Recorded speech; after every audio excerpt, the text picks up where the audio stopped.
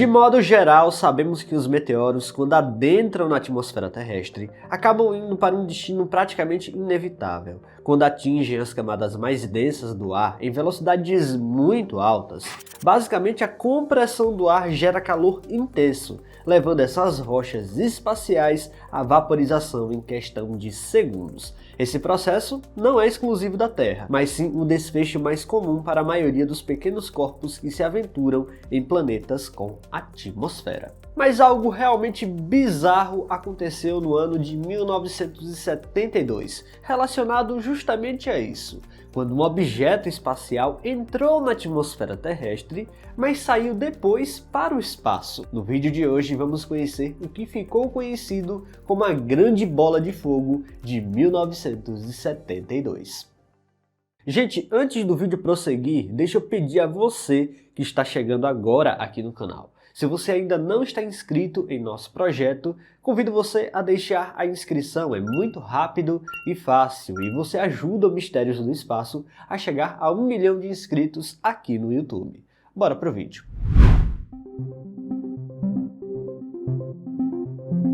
No geral, estamos acostumados com a ideia de que meteoros entram na atmosfera terrestre em trajetórias inclinadas e acabam sendo rapidamente destruídos, ao atingirem velocidades que frequentemente ultrapassam 50.000 km/h, até mesmo partículas minúsculas comparáveis a grãos de areia enfrentam uma compressão do ar tão intensa que se aquecem de forma quase instantânea, vaporizando-se em frações de segundo. É justamente esse processo que dá origem aos rastros luminosos que cortam o céu noturno, popularmente conhecidos como estrelas cadentes. No entanto, existe uma classe rara e fascinante de meteoros que desafia esse destino aparentemente inevitável. Pois é, mas existe uma classe de objetos chamada Earthgrazers, conhecida justamente por não só entrar na atmosfera terrestre, mas por sair de volta também. Ao invés de serem totalmente consumidos, como acontece com a maioria das rochas espaciais,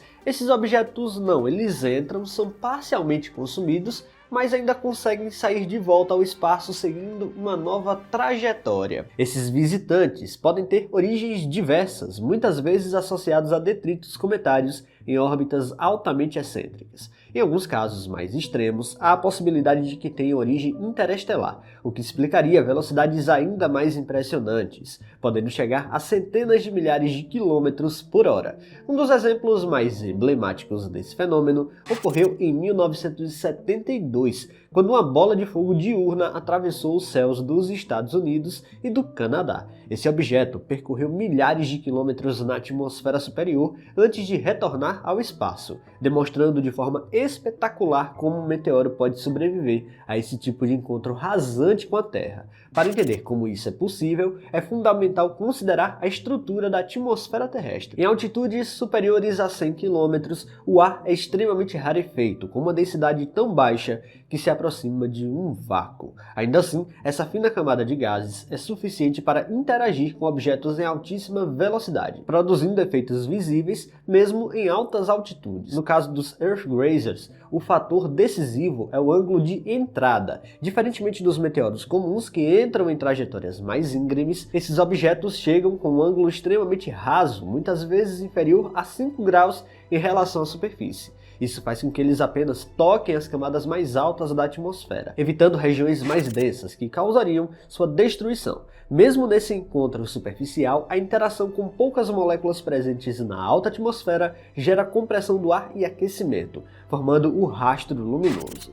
Porém, essa luminosidade tende a ser mais sutil e prolongada, já que o objeto percorre grandes distâncias sem sofrer uma desaceleração tão brusca quanto a de meteoros que mergulham mais profundamente. Uma forma de visualizar o fenômeno desse tipo de meteoro é imaginar uma pedra sendo lançada na superfície de um lago com o ângulo certo. Se você joga de qualquer jeito, ela vai afundar, mas dependendo do ângulo e da técnica usada, a pedra pode simplesmente ricochetear várias vezes na superfície do lago até que ela afunda porque perde velocidade. No caso dos Earthgrazers, basicamente eles não afundam, eles possuem velocidade suficiente para sair de volta para o espaço. Mas a grande bola de fogo diurna de 1972 permanece como um dos fenômenos mais incríveis da história da observação de meteoros. Simplesmente não aconteceu durante a noite, aconteceu durante o dia e foi forte o suficiente para ser visto a olho nu. Pessoas em diversas regiões observaram um objeto brilhante cruzando o céu, deixando para trás um rastro visível, mesmo sob a intensa luminosidade solar. O trajeto desse objeto foi igualmente impressionante. Ele entrou na atmosfera sobre o estado de Utah, nos Estados Unidos, e percorreu milhares de quilômetros em alta velocidade, atravessando o céu até o Canadá. Durante esse percurso, o meteoro manteve uma trajetória estável e extremamente rasa, característica essencial para que não fosse completamente destruído pela interação com a atmosfera terrestre. Um dos fatores que mais chamou a atenção dos pesquisadores foi justamente a duração do evento. Ao contrário dos meteoros comuns que brilham por apenas alguns segundos antes de desaparecer, a bola de fogo de 1972 permaneceu visível por tempo significativamente maior. Isso aconteceu porque o objeto percorreu uma grande distância tangenciando a atmosfera, prolongando sua interação com as camadas superiores do ar. As análises posteriores, baseadas em filmagens e relatos,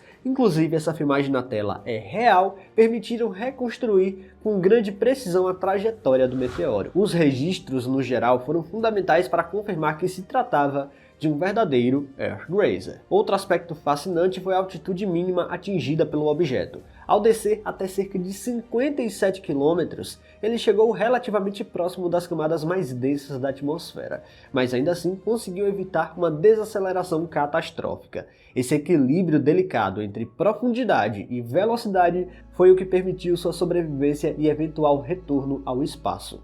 Durante sua passagem, o meteoro também sofreu perda de massa. A intensa compressão do ar gerou calor suficiente para causar a chamada ablação, ou seja, a remoção gradual de material da superfície da rocha. Mesmo assim, essa perda não foi suficiente para destruí-lo completamente, reforçando a ideia de que sua composição e estrutura contribuíram para sua resistência incrível. Após deixar a atmosfera terrestre, o objeto seguiu uma nova trajetória ao redor do Sol. Esse detalhe é particularmente interessante, pois indica que a Terra, nesse caso, atuou como uma espécie de desviador natural, alterando a órbita do meteoro para sempre. Esse tipo de interação gravitacional e atmosférica mostra como encontros aparentemente breves podem ter consequências duradouras na dinâmica orbital de pequenos corpos. Décadas depois, o evento de 1972 continua sendo estudado e citado como referência quando se fala de Earthgrazers. Esse tipo de fenômeno não é tão raro de acontecer no geral. A questão foi que ele foi forte o suficiente até para ser visto durante o dia, e isso por si só é fantástico. Pessoal, se vocês gostaram deste vídeo, não se esqueçam de deixar o like aqui, que é muito importante, e se você não está inscrito aqui no canal ainda, convido você a apertar o botão inscrever-se aí embaixo. Até a próxima!